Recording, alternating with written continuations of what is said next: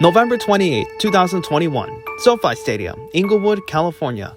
This stadium has quickly become renowned all over the world for hosting big events like the Super Bowl, WrestleMania, FIFA World Cup matches in 2026, and a lot more. It's even hosted a game from Mr. Beast. It also contains a lake that is probably made from the tears of us NFL bandwagoners. But if tears were going to be shed on this night, they were going to be of joy most likely, because on November 28, 2021, the stadium looked like this.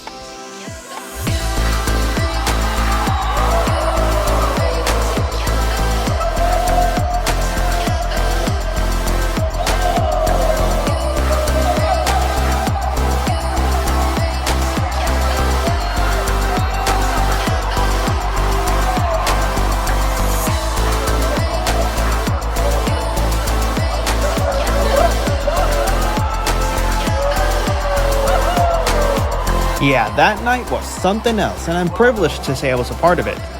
But how do I all of a sudden become a K-pop fan, much less a BTS army?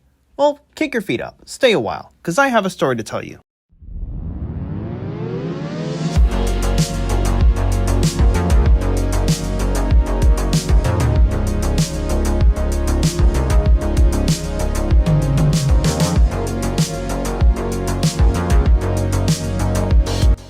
May 28, 2017, Indianapolis Motor Speedway.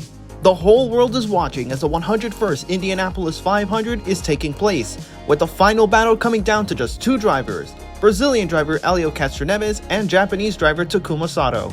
For Elio, this would mark an historic fourth Indianapolis 500 victory if he were to grab it.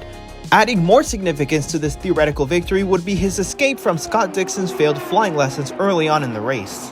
For Takuma Sato, however, if he were to win the race, it would be the first time that an Asian-born driver wins the Indy 500.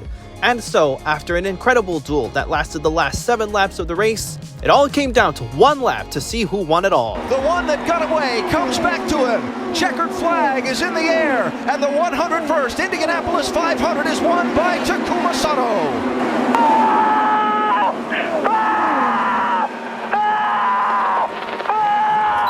So Takuma Sato wins the day, and me pulling for Elio Castroneves that day, I'm left to wonder what could have been. That said, the number 26 camp was celebrating as Takuma Sato became the first Asian driver to win the Indy 500. Smiles all around.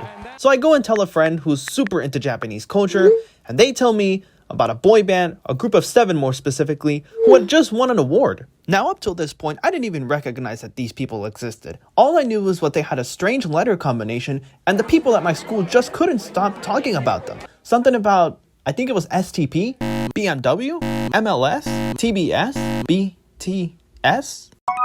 Ah, sweet. Well, let's look them up, shall we? Because surely they've done something to deserve the award, right? I mean, I guess they appeal to maybe 15-year-old girls, I presume, so hey, it works. Yeah, I pretty much had the same reaction that everyone else has when they first hear of BTS, that they appeal to only teenage girls and their music is pretty darn trash, despite never having heard one song from them. And I carried that mentality throughout the rest of 2017 through to 2018. So it's 2018, I developed a new special interest in penguins, this song just dropped, and Formula E's logo was being bashed. Look, times were good, alright? So there wasn't too much to talk about, until that aforementioned group of 7 decided to announce a whole new tour. And you guessed it, that was the talk of the whole town, especially because they were coming to Los Angeles pretty soon. So BTS Mania has finally caught up to Los Angeles, and that's when I finally think to myself, okay, fine, let's do this. One song. Just one song to see if they're actually worth the hype. One song, huh? Yeah, what have I done? Alright, well, let's see here. What's a good song to start with? Hey, this one looks interesting. Alright, I'll admit, that song was actually pretty good. Not perfect by any stretch of the imagination, but it certainly was entertaining, so let's see, what else Hold on. Steve Aoki remix? Is my mind reading that correctly? You're telling me that Steve Aoki himself actually went and made a remix to a song from BTS? I mean, it's gotta be at least just as good, or maybe even better. Now, the name Steve Aoki definitely caught my attention because I've been a fan of electronic dance music since 2015, and Steve Aoki generally produces EDM, as well as my all-time favorite artist, the GOAT himself, Tiesto. That's why he's the GOAT! The GOAT! You know what? I might as well listen to it. I'm already here, so let's just give it a whirl.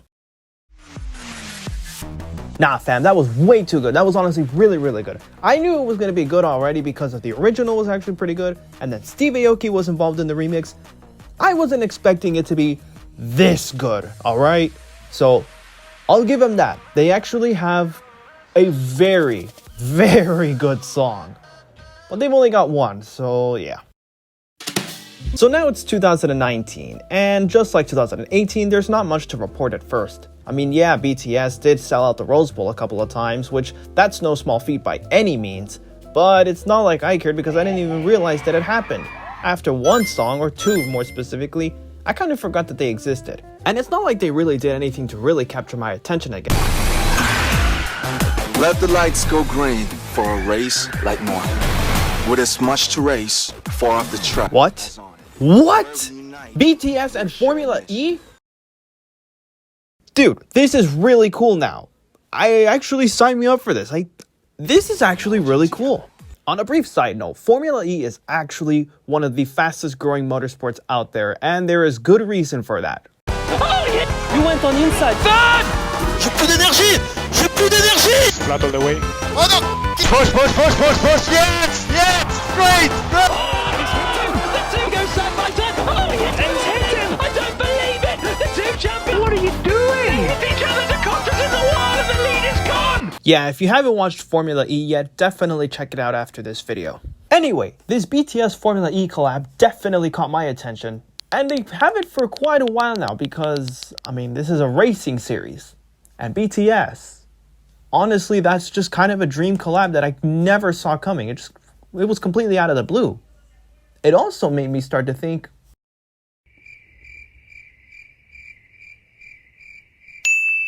would BTS suddenly start dancing in race car suits?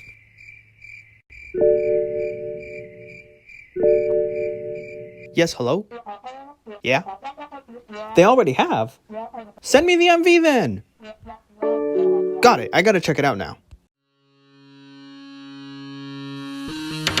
Alright, I'll admit, that MV was actually freaking bananas. But there was one scene that stood out, and it was this one. I got it, that was actually pretty darn cool. I didn't even realize that they had actually danced in race car suits before. As for the song itself, well, it was fire actually. Another one? Alright, once again, it seems like BTS have another great song up their sleeves. Not gonna lie to you, this list is actually growing a bit. You can kind of see where this is going now, can't you? So there I was, hungry for some more good BTS music. The great news is, I wasn't gonna have to wait too long before I expanded the list. Lightning round. Going into 2020, BTS Mania was at an all-time high. Not only because they were about to drop arguably their biggest album yet, but also because they were going to go on another tour. Now by this point, I knew who they were, and I knew they were coming to LA, and I knew of the album. So I thought, why not? Let's give it a whirl, see what happens. So what did happen? Well, fans got tickets to a tour that wouldn't happen because of an uninvited guest. But hey, on the bright side, all that indoors time meant I got a little extra time to listen to that brand new album that was so hyped up. Now, of all the songs in the album, the last two definitely stood out the most. Those being Ego and We Are Bulletproof the Eternal. Let's talk about Ego briefly. It turns out that the same guy who danced in a race car suit in the Dope MV earlier, well, he also wrote this song. Little bit of research and, So I found out that that dude is actually J-Hope, and I decided he's a true GOAT for that shit.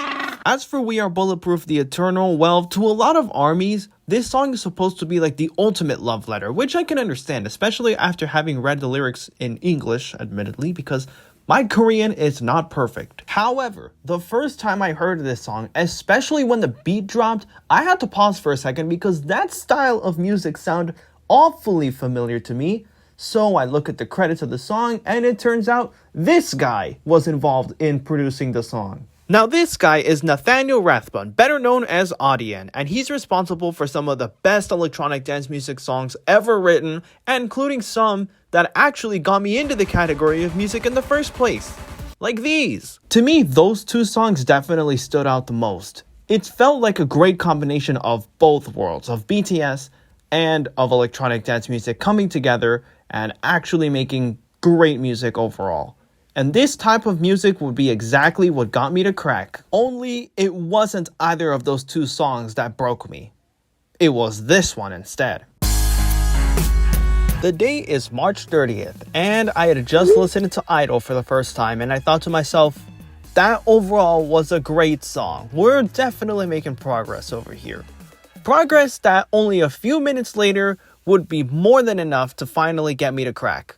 This remix right over here was perfectly along the lines of what I generally listen to. Remember how I mentioned I love EDM? Well, this is an EDM song that again is right along the lines of my general music taste overall. And so, after hearing that song just one time, I finally conceded. To BTS and to the armies, you win.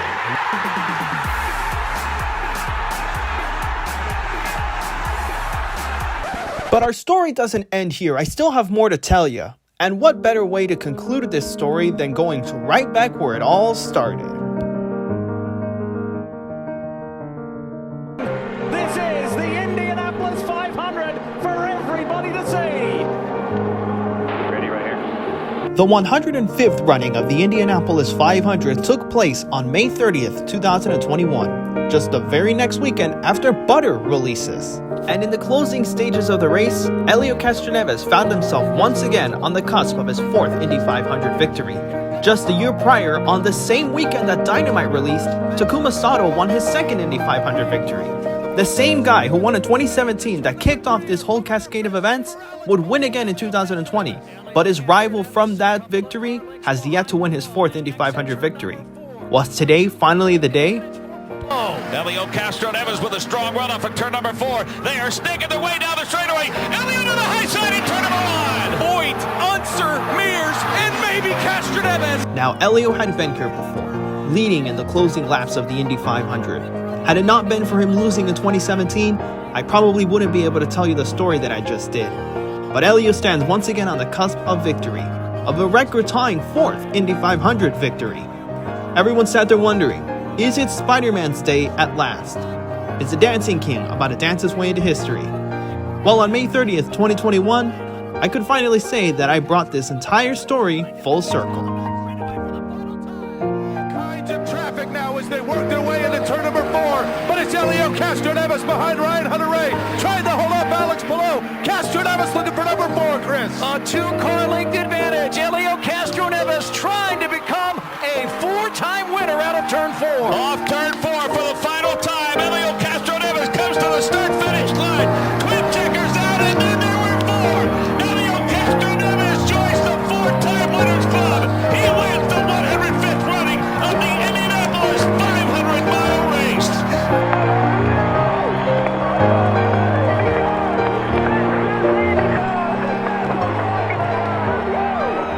After years of wondering, will he, won't he, Elio Castroneves had sealed himself into history, winning a 4th Indianapolis 500. But for me, it goes beyond just an historic Indy 500 victory.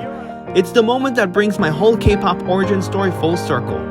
A story full of unlikely triumphs, of proving me wrong several times. And at the end of it all, one of the greatest moments in any 21st century car race. Now isn't that something?